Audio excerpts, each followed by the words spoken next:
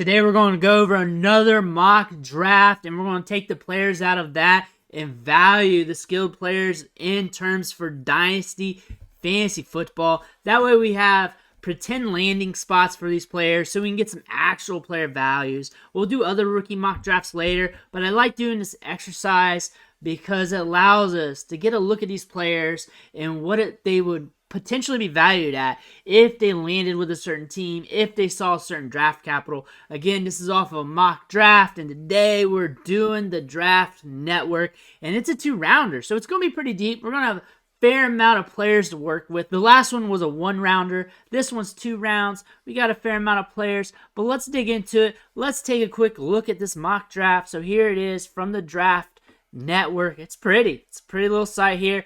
And what I like about this site here is they got good recaps on players, goes in detail. So if you really want some information on the player, about how they look on tape, that's something you want to look at. But the first player off the board here in the first round, quarterback CJ Stroud to the Texans.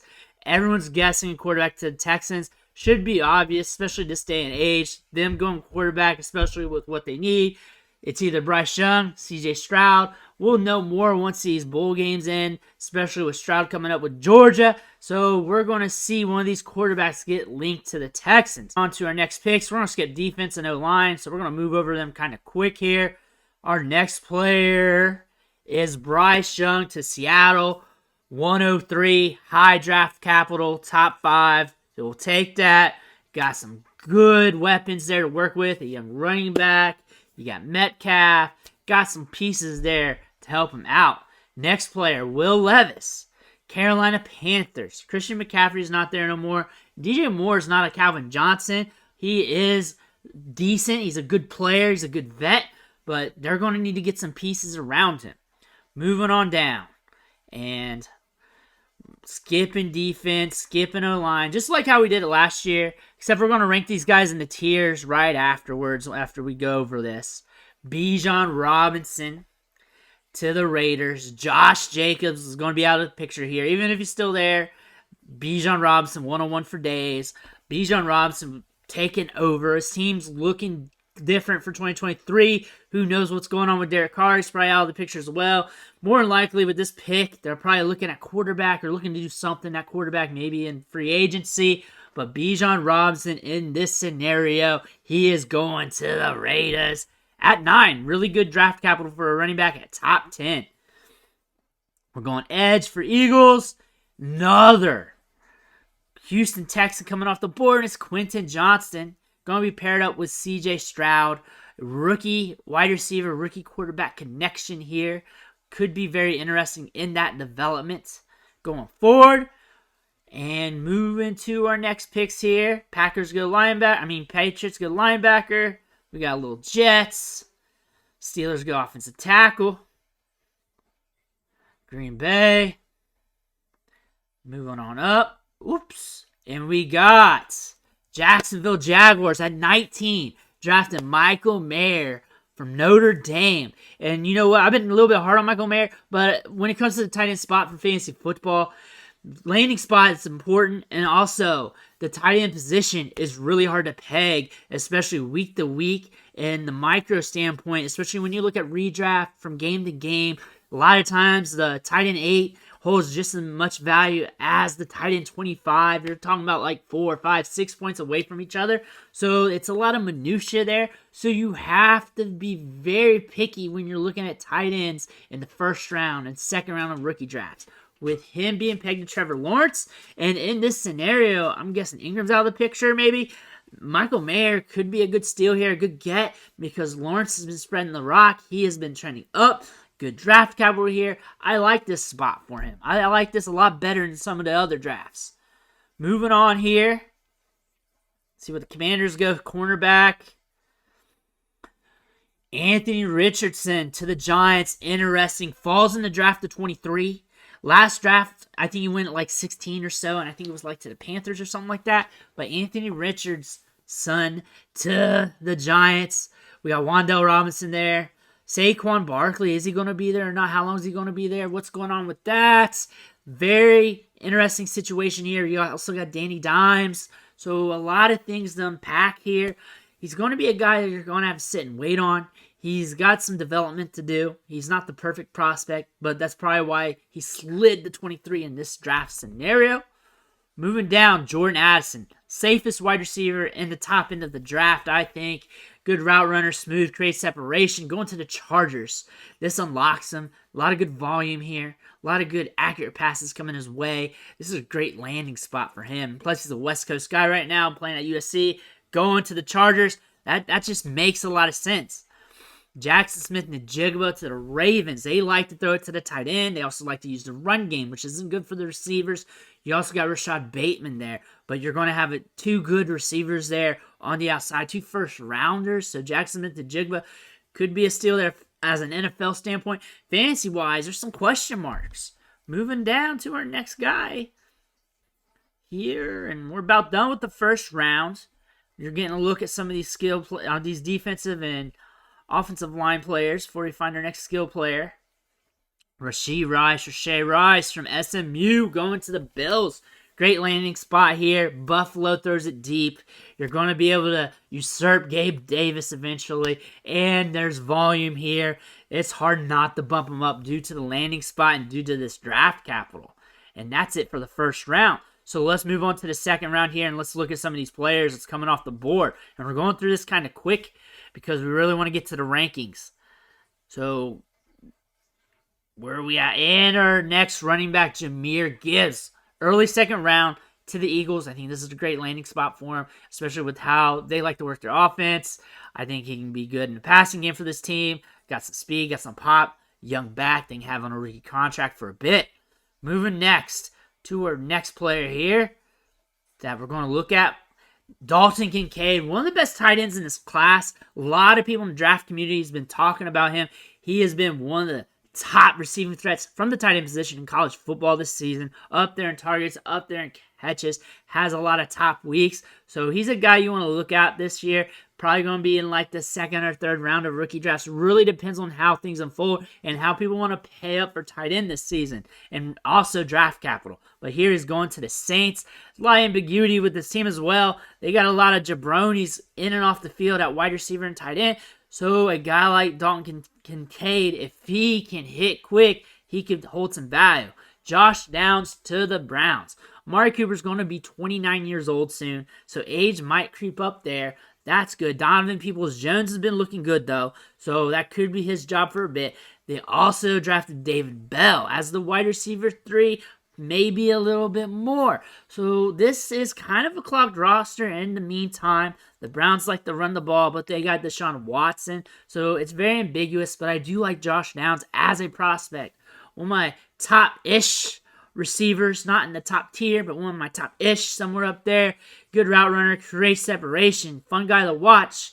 I don't know if the Browns are going to go receiver this high, but they may. They may want to stack the deck here, but Downs is a decent prospect nonetheless. Moving on, Jalen Hyatt to the Titans. Treylon Burks is there. I expect Treylon Burks to be the man, but we're also seeing other wide receivers get some in the offense. Off and on throughout the season. They're not studs or anything like that. Jalen Hyatt can get downfield, make big things happen, so maybe he can be an air yards guy for them in the future. Zay Flowers to the Patriots. Kind of hate this landing spot for him. I like Zay Flowers. Plays for Boston College. Kind of get it, but I don't like the landing spot here. I do like him a little bit as a player, maybe more than a lot of people. He's a decent route runner. He's sneaky. He has a good market share, production numbers on his career. So there's some good potential here. This may not be the right situation, the right volume for him for fantasy. Might be better for the NFL. Going on down.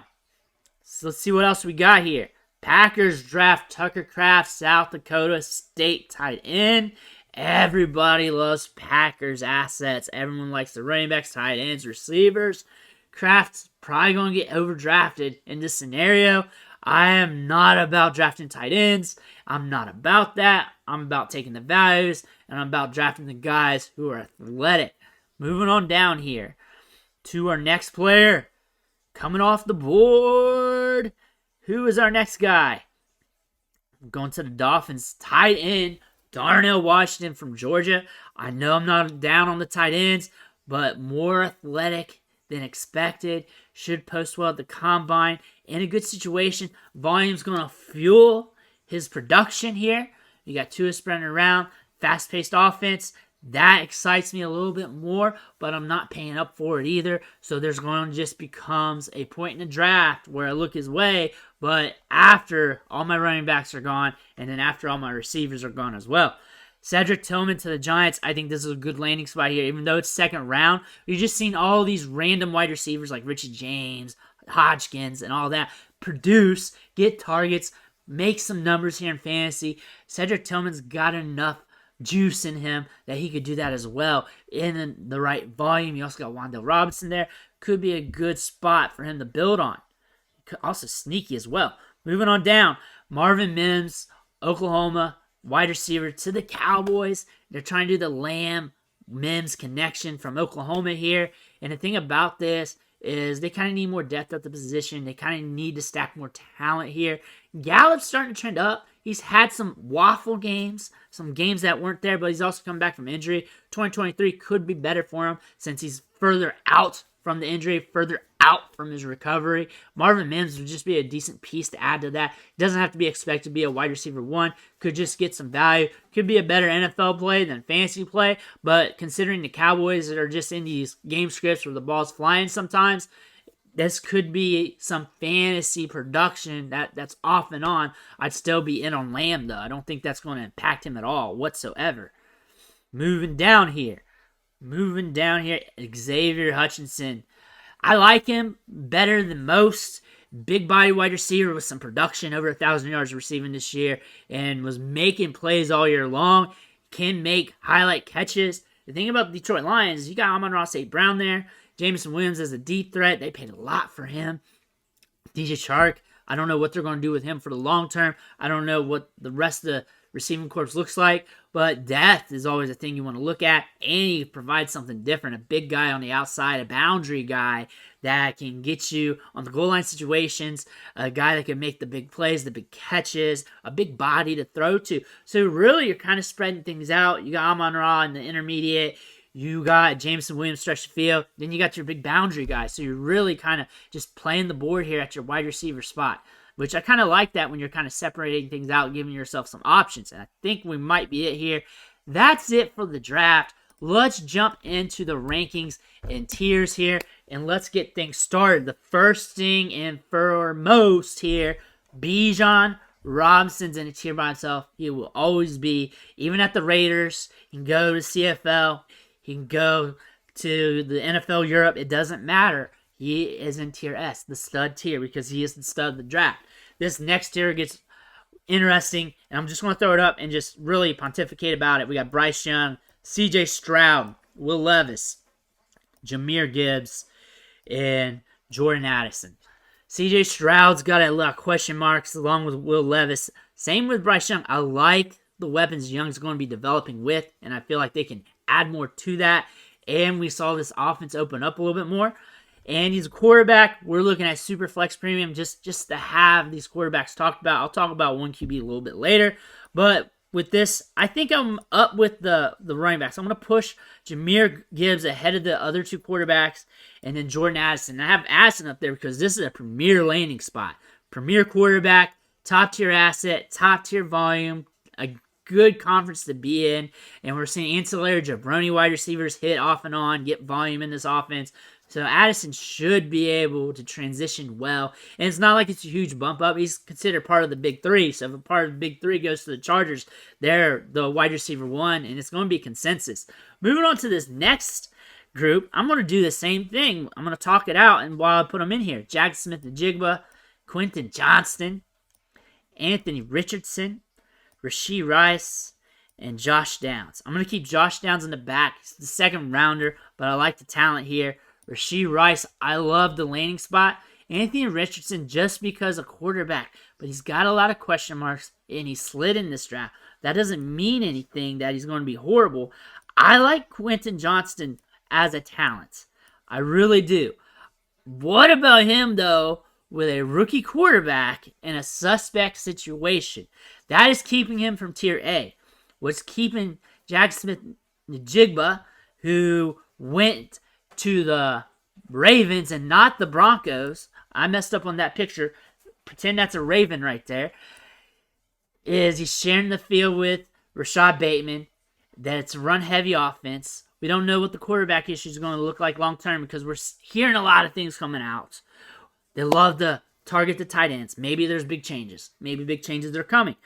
We're going to keep him B right now because it's ambiguous right now. I do not want to move the quarterback too low, but I don't want him too high. I feel like this is nice and conservative. And then we got a break between the round 1 wide receiver, a G5 prospect though, but could be walking into some good volume. Josh Downs, good talent, but walking into bad volume. So I got him in the back. Looking at C, and this is where the cluster receivers are. And I think I got the teams right on this one. I got Jalen Hyatt, Cedric Tillman, Marvin Mims, Michael Mayer, Xavier Hutchinson, Zay Flowers. Keeping Zay Flowers in the back because I hate the Patriots' landing spot. I have Mayer up a bit because of the quarterback situation, the upside here. Hutchinson, I like the situation more than most, but he kind of fell in the back part of the second round. The draft capital's not there. We also got some other weapons there to compete with, so an interesting play nonetheless. Marvin Mims, long term, I don't know. Cedric Tillman is in a sneaky spot here, really sneaky. Jalen Hyatt too, because eventually the Titans offense has to change one way or another. One way. Derrick Henry can't be there forever. He can't be there for another 5, 6, 7 years, taking 300 carries a year. That's not going to happen. Maybe it won't look good year 1. Maybe it won't look good year 2. He's also got the ability to collect air yards, and that's prominent for week-to-week fantasy probabilities. I like that. I like Tillman going to the Giants because we're seeing a lot of ancillary jabronis there. Put up some numbers, get some targets from a week-to-week basis. A second-round wide receiver could be highly coveted there. I like the volume of the Lions. I really do. But you got Amon-Ra St. Brown. What's Jameson Williams going to do? What's the rest of the receiving core going to look like? And honestly, I'm kind of surprised by the pick, but I'm not surprised so many wide receivers went in first 2 rounds. Marvin Mims. Really depends on what goes on with the rest of the wide receivers. I think he's better than a lot of people are talking about. I think he'd be a good wide receiver 3, wide receiver 2 for an NFL team. Could be better for a regular NFL lineup than a fantasy lineup. But with good volume, that may not even matter. And Michael Mayer, I'm trying not to sleep on him. I know I've been low on some rankings and stuff, but I would not draft him in the first round if he went to the Jaguars because there's going to be other running backs. And I think this was light on running backs in rounds 1 and 2. I think there's going to be other running backs drafted in the second round, maybe a couple others. Sean Tucker probably will go in the second round, and I think that's going to catapult them ahead of Mayer. But I feel like Mayer is like an early second, mid-second if he's going to the Jags. Finished up tier D, and you know who it is. It's all the tight ends. We're not paying up for tight ends in Dynasty. We're not doing it. We're not doing it. And if you need me to do a video on why, looking at all the tight ends from 2023, from week to week on the scoring, I'll do it to prove that out. Just, it's not promising, and it's a big gamble the higher you pay up for him. Tier D could be like a 3rd round pick. Tier D could be 4th. Tier D, a 3rd round pick, and you're taking a dart throw, that's fine. Late 2nd, maybe good situation, good combine. We're chasing athletic tight ends. That being said, let's move Washington up here. Let's even move him ahead of Kincaid. I like Kincaid. I like Washington. I just really want to see the landing spot. I think Dolphins, the landing spot, seems a little bit prominent. But then again, they weren't really targeting Gesicki. They were really going after Reek and Waddle. But we just have to see how things play out. Again, changes over the long term. But again, we're not chasing tight ends either. We don't go chasing waterfalls. We don't go chasing tight ends. And the wide receivers in Tier C, they're just a little bit ambiguous situation. Draft capital. Tier B, we got some top-tier guys and first-round guys. Tier A, to sum it up, the quarterbacks, the running backs, and that top-tier wide receiver landed with the Chargers because you have to. Everybody gets Chargers. Tier S, Bijan Robinson, baby, because that's where it's at. But let me know in the comments below what you think about this mock draft. What do you think about how they got ranked and everything else? I'm going to hear that in the comments below. Make sure you hit that subscribe button on the way out. I'm only here to help you out with your Dynasty teams going forward with rankings, mock drafts, player evaluations, and everything else. I want to thank you for watching, and I'll catch you on the next video.